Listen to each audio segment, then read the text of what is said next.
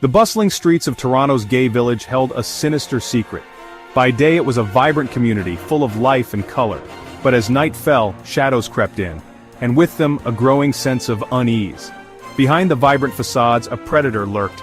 Men began to vanish without a trace. Whispers turned to fears, and fears to a chilling realization. The community was under threat. Was there a killer among them? The question hung heavy in the air, as friends and families searched for answers. The once lively streets now felt ominous, every corner hiding potential danger. Skandaraj Navaratnam, a familiar face in the village, vanished in 2010. His disappearance was the first of many, sending shockwaves through the community. Abdulbasir Faizi, a kind soul, disappeared in 2011. Their families were frantic, searching day and night. The community, on edge, banded together in their grief and fear. The police, seemingly baffled, struggled to find leads. Years passed and the list of the missing grew longer. Majid Kaihan, a gentle giant, vanished in 2012. His absence left a void that was felt deeply by those who knew him. The pattern of disappearances was becoming impossible to ignore. Soroush Mahmoudi, a loving son, disappeared in 2015.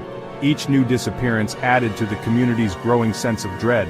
A chilling pattern emerged, one that pointed to a sinister force at work.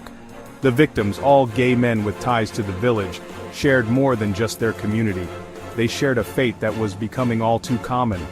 The fear, palpable, spread through the village like wildfire. Was this the work of a serial killer? The question haunted the community as they grappled with the terrifying possibility. The search for answers became more urgent, as the village sought to protect its own from an unseen threat.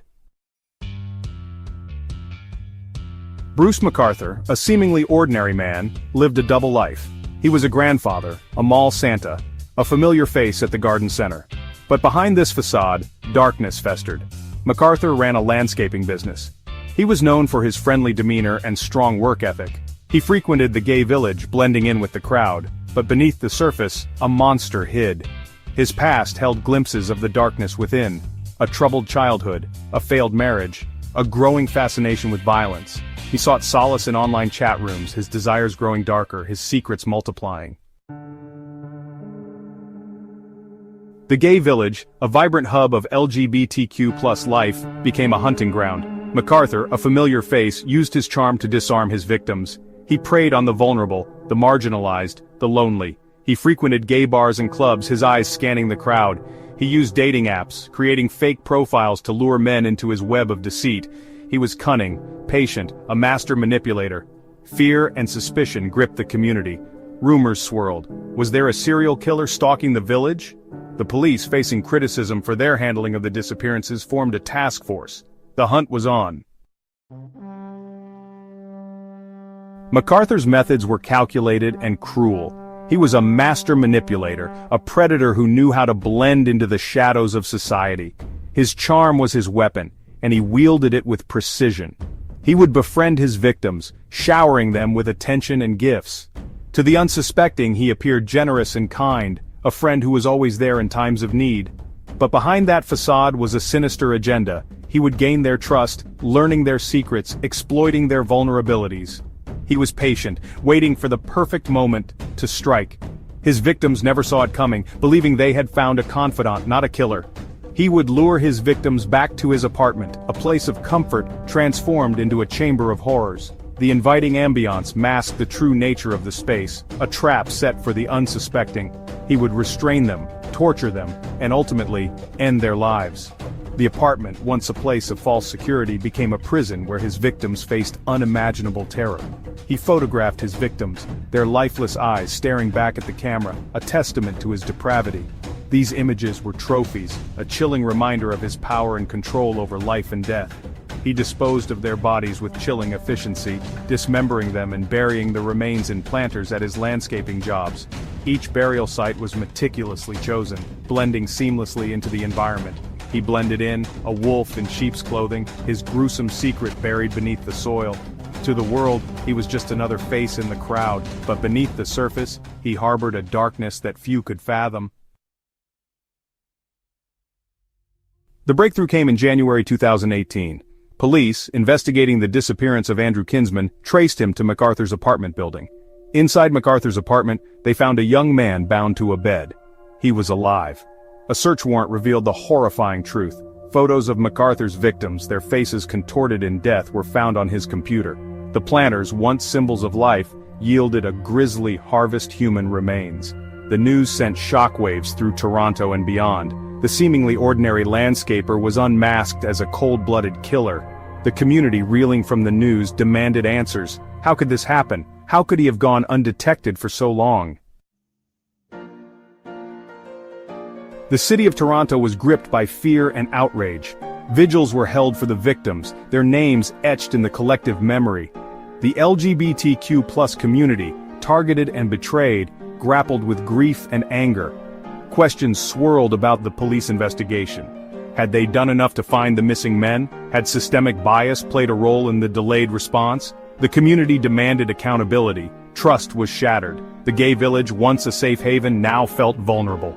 The case exposed the dark underbelly of prejudice and the vulnerability of marginalized communities. McArthur was arrested and charged with 8 counts of first-degree murder. The trial, which began in 2019, was a harrowing ordeal for the victims' families, forced to confront the gruesome details of their loved ones' deaths.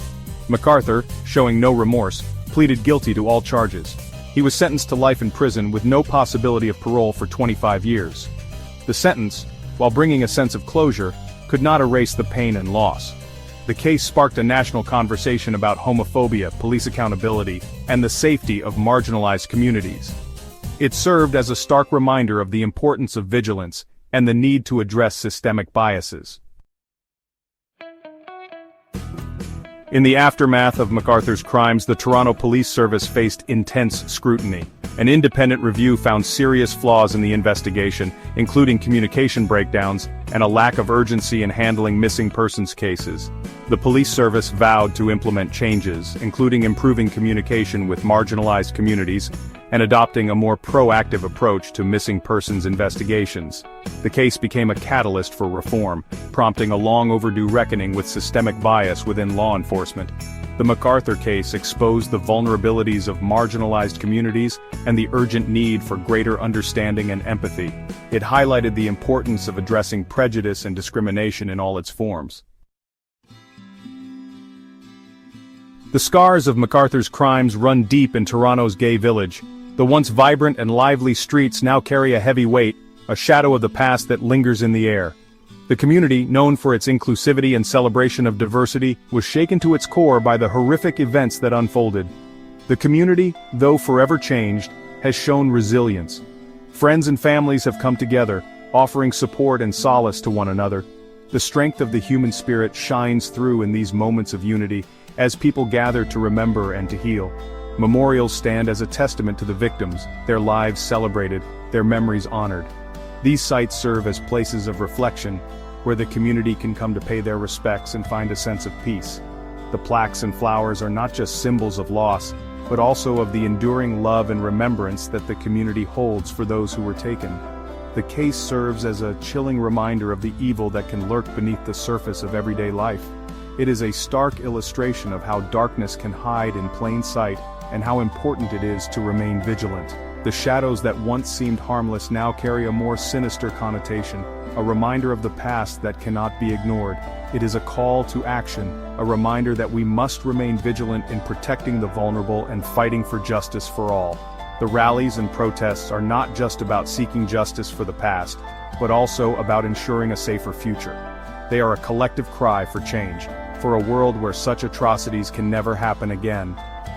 The gay village, once shrouded in fear, is slowly healing.